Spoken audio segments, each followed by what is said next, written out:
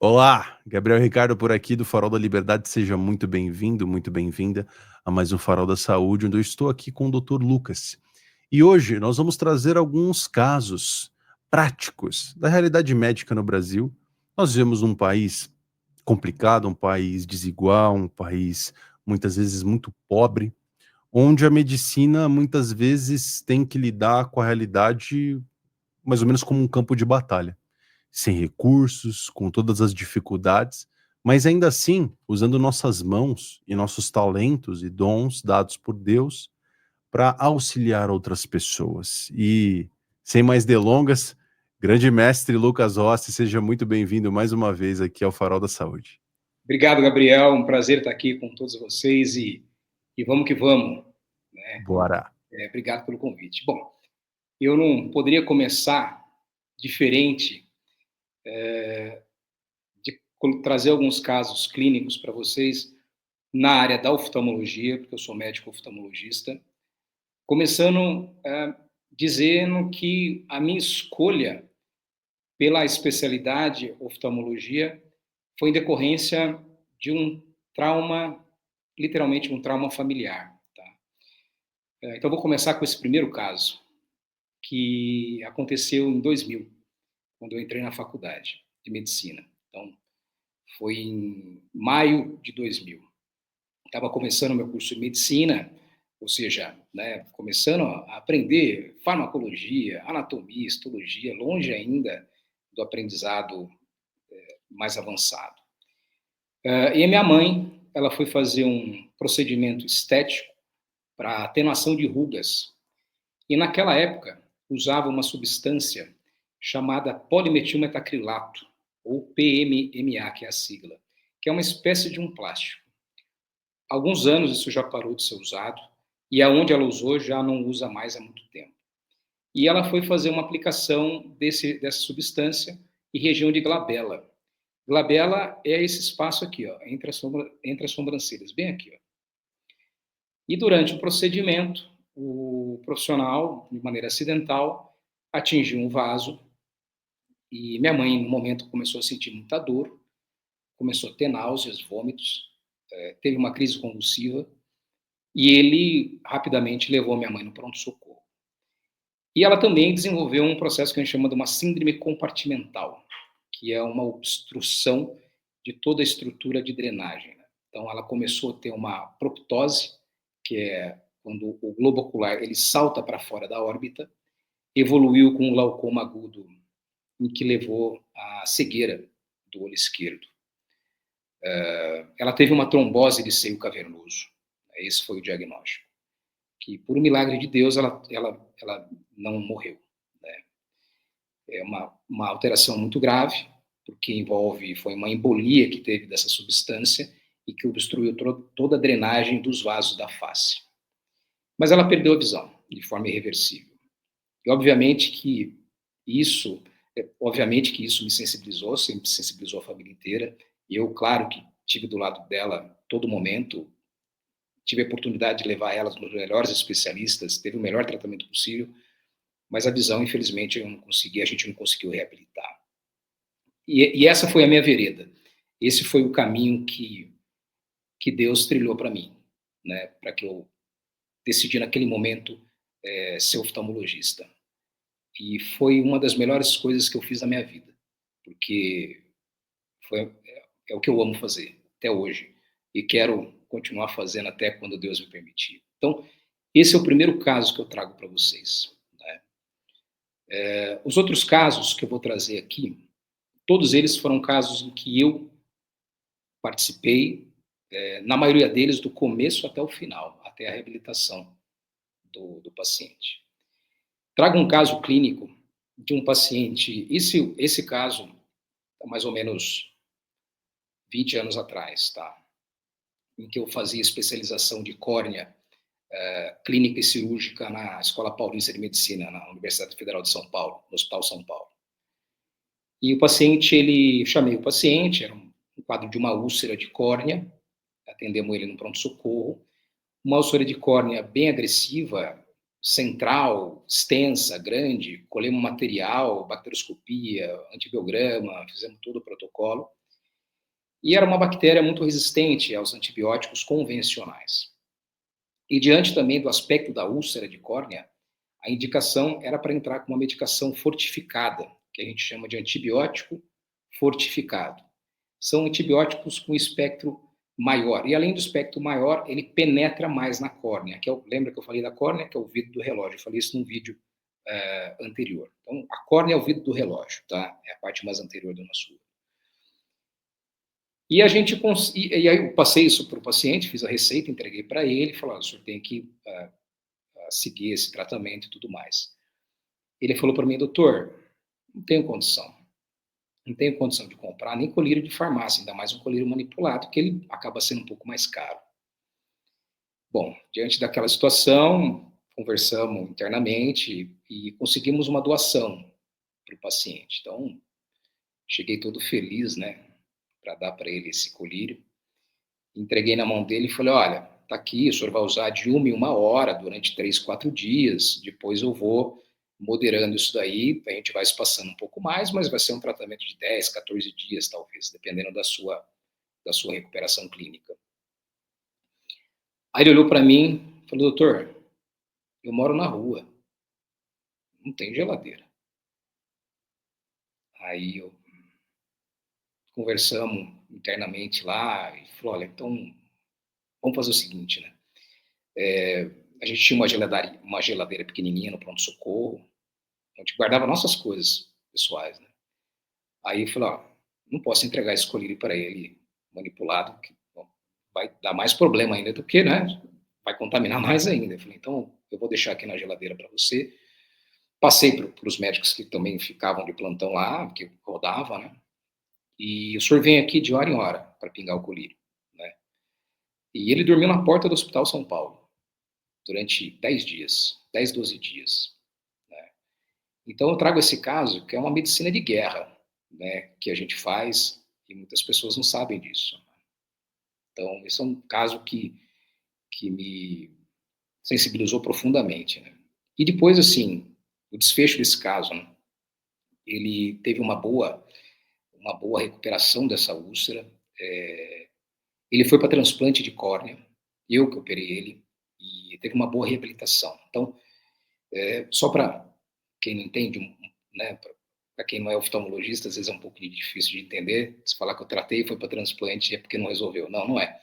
É porque quando a gente está diante de uma úlcera de córnea, a última, grave do jeito que era, a última coisa que a gente quer é fazer um transplante de urgência, né? Usar uma córnea que a gente chama tectônica, que é uma córnea para salvar o olho da pessoa. Porque a gente sabe que a gente faz um transplante de córnea, por exemplo, uma perfuração de urgência, que é o que estava caminhando para acontecer, se a gente não tratasse, a chance desse transplante não dar certo é muito grande. Vai rejeitar muito maior, vai inflamar muito mais. Então, a chance de rejeitar e falir é muito grande.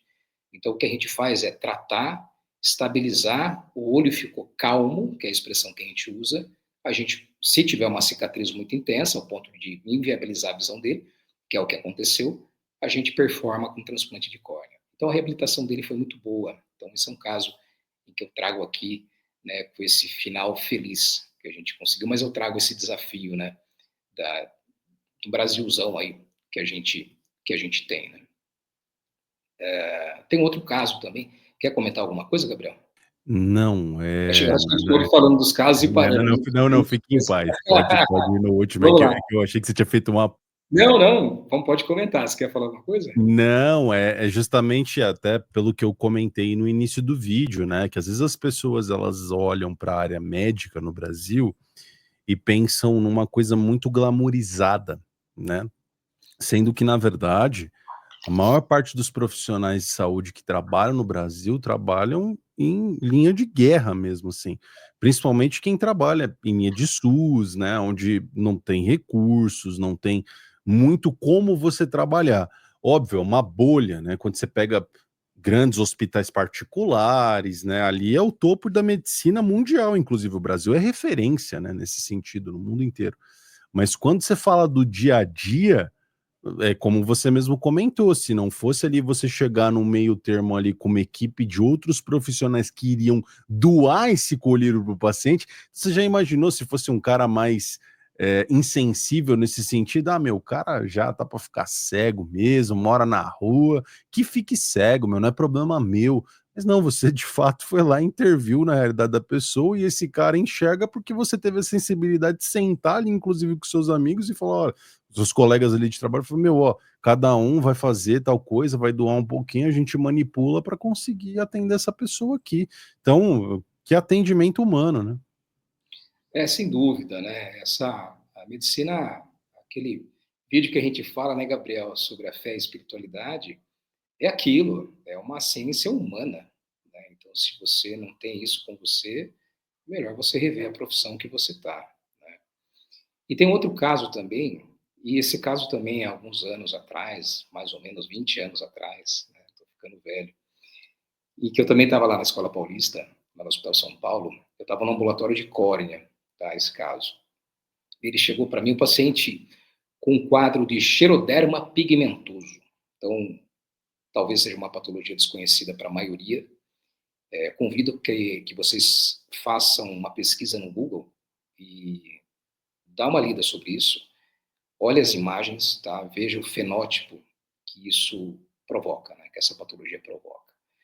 Mas é uma doença autossômica recessiva, em que ela provoca várias lesões na pele da pessoa, e que a pessoa tem uma predisposição muito grande a desenvolver carcinoma basocelular, principalmente, mas também pode ser um espino celular, que é um pouco mais invasivo.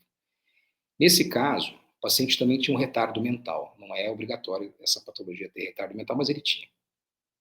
E ele chegou para mim, nos primeiros atendimentos, eu que fiz também, com um quadro também de uma úlcera de córnea, né? Uma úlcera de córnea bem extensa também, tinha algumas áreas de infiltrados, que é uma infecção mais profundos, em que com bastante secreção, muita secreção ele tinha. E eu colhi o material dele, bacterioscopia que a gente fala, né, antibiograma, e o resultado estava inespecífico. Eu colhi 3 vezes o material desse paciente, do olho dele. E na terceira vez veio o resultado. E cada retorno que ele ia lá, ele ia com um acompanhante diferente. Ele tinha, na época, 17 anos de idade. Tinha 16 para 17. Né? Ele estava com 16, depois ele foi para 17 anos durante esse acompanhamento. E o resultado desses exames que a gente colheu veio um diplococo gram-negativo. O que é um diplococo gram-negativo? Isso é patognomônico da Neisseria gonorrhoeae. Neisseria gonorrhoeae é uma DST. Diante do resultado, eu cheguei para o acompanhante, que toda hora trocava, e eu que fiz todo o acompanhamento dele. Eu falei, olha, lembro o nome dele, chama Márcio, né? Chamava Márcio, não sei hoje. Espero que esteja tudo bem. E falei, olha, diante desse resultado aqui, paciente menor de idade, isso é uma DST. Expliquei para ela o que era uma DST, né? Às vezes podia não saber. Eu falei, a senhora pode me explicar? Aí ela começou a chorar. Começou a chorar, chorava. Falou, olha, doutor, ele é constantemente abusado pelo padrasto. Aí, enfim, obviamente a gente entra em contato com o serviço social e as consequências disso, eu não vou entrar aqui no mérito.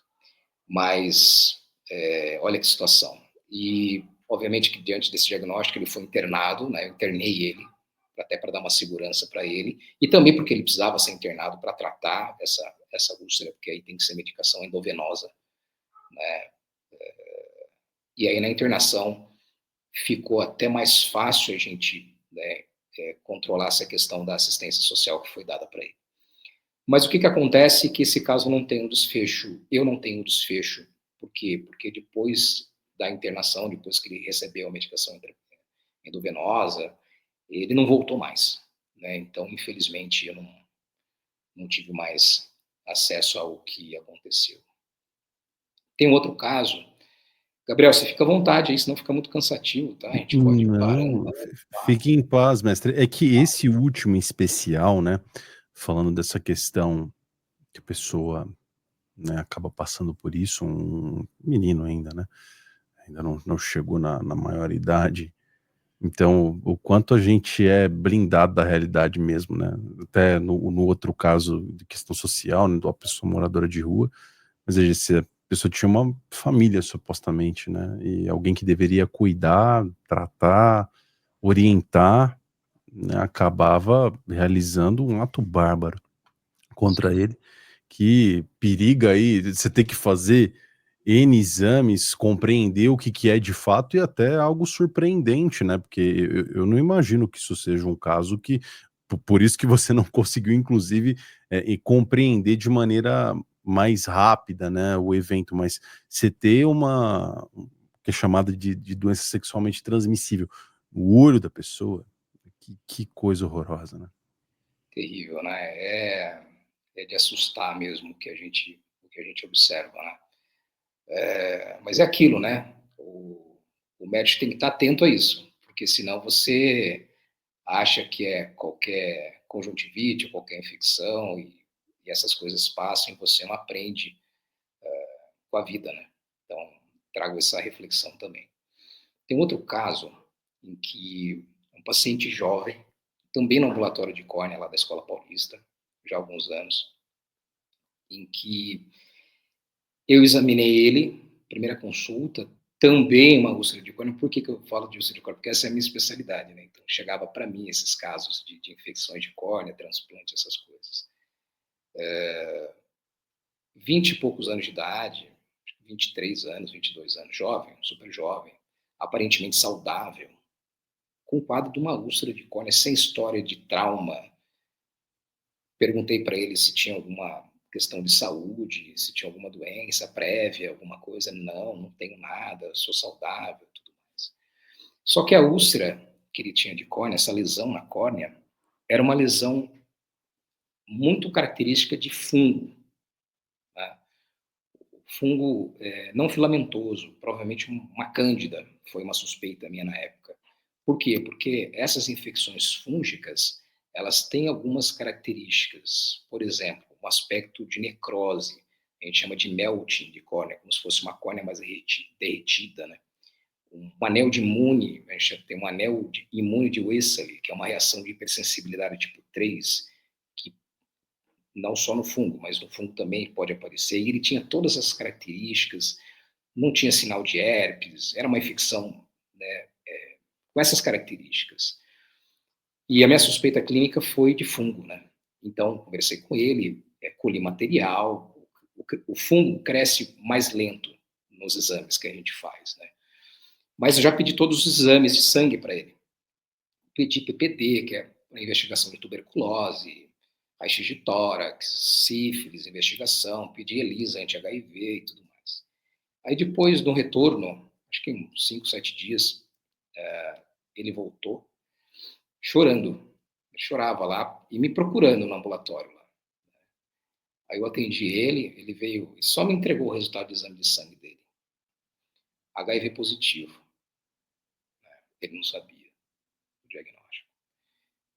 Obviamente que a gente conduziu ele para a infectologia, né? Foi acompanhado na infectologia. O resultado veio para fungo mesmo, e o fungo é muito complicado, porque você trata com anfotericina B muitas vezes, faz injeção intracameral dentro do olho, e não resolve, assim, clinicamente. Fungo é quase 100% transplante de córnea, mas é aquilo que eu falei do primeiro caso. Trata, faz o máximo, estabiliza o olho e faz o transplante numa condição melhor. Foi o que eu fiz também nesse caso. Então, tratamos, equilibramos a infecção, fiz o transplante e ele teve uma boa reabilitação também. Mas o que eu trago aqui é a importância de você ver o ser humano de forma integral. Então, imagina, isso me marcou demais, né? Eu consegui fazer um diagnóstico de uma infecção do HIV pelo olho, por uma doença, por uma úlcera de córnea, né? Olha, que não estou... Assim, outros médicos também poderiam fazer, não é isso. Mas é você estar atento, né? O quanto é importante você estar atento com o seu paciente. Então, é isso que eu trago aqui, né? Esses desafios, né? A especialidade é importante, né? Mas não pode ter uma segmentação muito completa do seu corpo, porque, no fundo, nada é segmentado, é tudo uma coisa só. né? As coisas sofrem, né, de uma maneira sistêmica, né? Então, esse eu trago aqui também esse caso. Tem um outro caso que me marcou também. Esse outro caso eu já não participei do finalmente, né? Ou seja, da cirurgia, porque não foi dentro da minha especialidade. Mas eu dei os primeiros atendimentos para ele, também chegou no pronto-socorro. Ele chegou primeiro no pronto-socorro de queimadura, depois me acionaram, eu fui lá examinar ele. A história dele é que a esposa descobriu uma traição dele e quando ele estava dormindo, ela aqueceu água fervendo e jogou no olho dele, na face dele, a minha face direita aqui.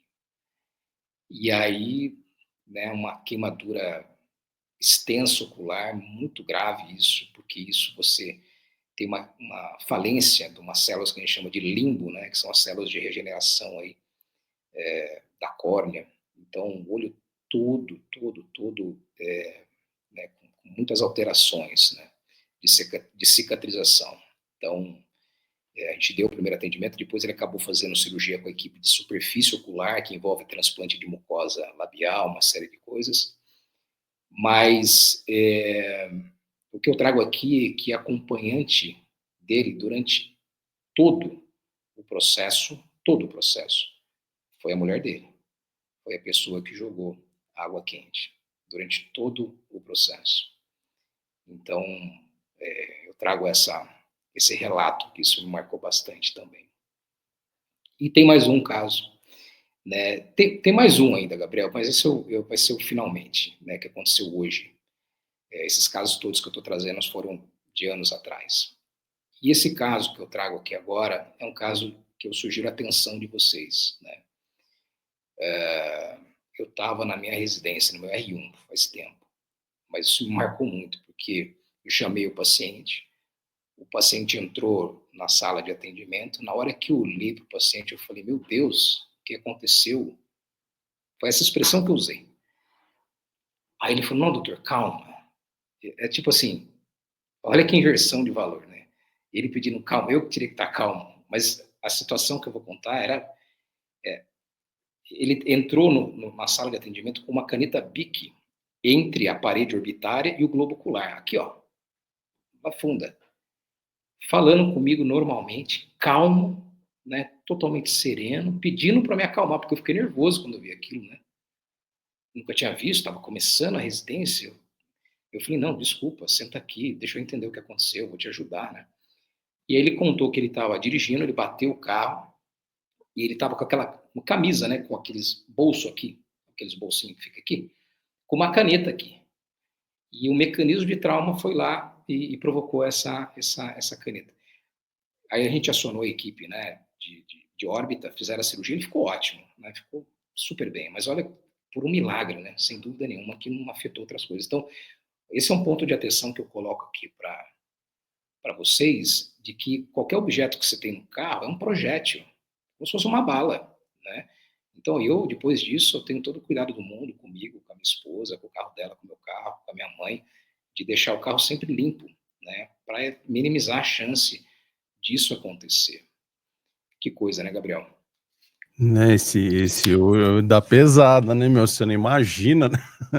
Uma coisa tão corriqueira, né? Geralmente, quando você deixa uma caneta aqui no bolso, né, da camisa, que você usa ela com muita frequência, né? Então parece algo inocente, você entra no carro, de repente você dá uma pancada, aquilo se torna um instrumento contundente, entra como uma faca, né, meu? Dependendo da velocidade ainda, por um milagre, né, que de repente, eu não sei o ângulo, não vamos discutir isso com muita profundidade, porque é até complicado, né?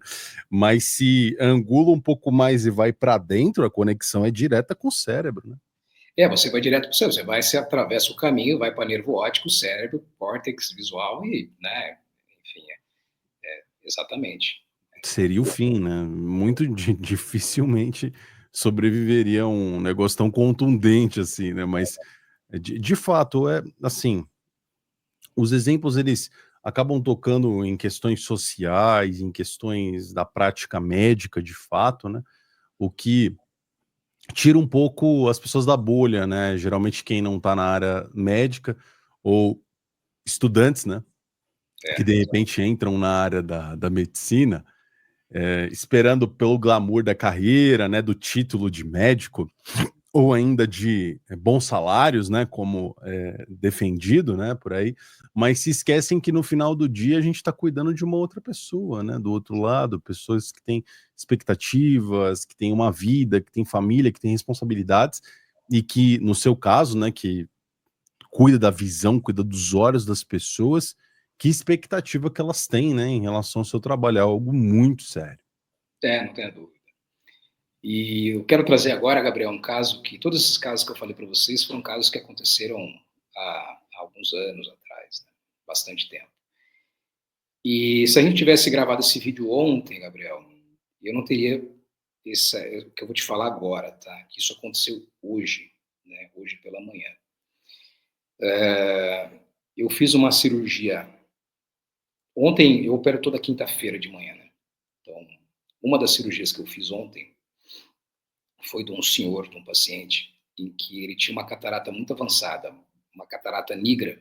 Quando eu falo uma catarata negra, eu estou falando que ela é escurecida, ela é preta. E isso mostra o grau de dureza, uma catarata muito dura. Um olho muito pequeno, com uma câmara anterior rasa, de difícil trabalhar. Mas foi uma cirurgia maravilhosa.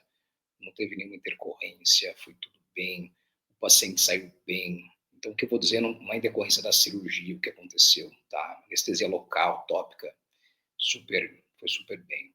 E terminou a cirurgia, eu falei para minha instrumentadora, falei, olha, ele vai ficar muito feliz, né? E hoje de manhã eu recebi a notícia de que ele faleceu. E eu vou ler aqui o depoimento que eu recebi do filho dele, tá? Só um minuto, eu vou abrir o celular aqui e vou ler, tá? Então, ele mandou isso para a equipe. Olá, bom dia. Cumpro o dever de informá-los que o senhor, vou falar só o primeiro nome dele, o senhor Antônio, que fez a cirurgia ontem cedo e que estava todo contente podendo ver novamente, foi recolhido para junto do Criador ontem à noite. Ficamos muito tristes pelo ocorrido, mas, ao mesmo tempo, satisfeitos de podermos ter-lhe proporcionado esses últimos momentos de felicidade. Que Deus, em sua infinita misericórdia, receba de braços abertos. Um abraço a todos, e especialmente a Verinha e ao Dr. Lucas, que estiveram mais próximos atendendo o Sr. Antônio no dia de ontem. E me mandou o vídeo dele, em que, logo após a cirurgia, lá na clínica que eu opero, está aqui. Né? Então é isso, Gabriel. Eu queria finalizar com esse depoimento. Que coisa, doutor. Mas é como foi dito aí, né? Pelo próprio filho, vocês proporcionaram uma qualidade de vida, né? De enxergar que, de repente, era o círculo que faltava, né? Para tudo isso, né? E a sua intervenção ali não foi o fim, né? A gente sabe, a gente como cristão, sabe que a vida, ela não é o fim, né? Isso que a gente experiencia por aqui, independente da vida que cada um de nós tenhamos, nós temos o além-vida, uma alma imortal, né? Que é recolhida por Deus no momento exato, que Ele aprove para cada um de nós, independente das nossas obras nessa vida. E você entregou ali os últimos momentos, e isso é verdadeira felicidade, veja só que coisa, né? Por diversas vezes a gente olha, né, para a saúde nossa integral e só percebe o quanto é bom ser saudável, o quanto é bom ter os nossos plenos sentidos, não sentir dor, quando na verdade a gente se vê diante de um quadro médico muitas vezes irreversível, ou uma dor horrorosa no corpo. E eu nem falo necessariamente de casos de doenças muito graves, não. Veja só, a gente está no meio de um surto de dengue pelo país inteiro.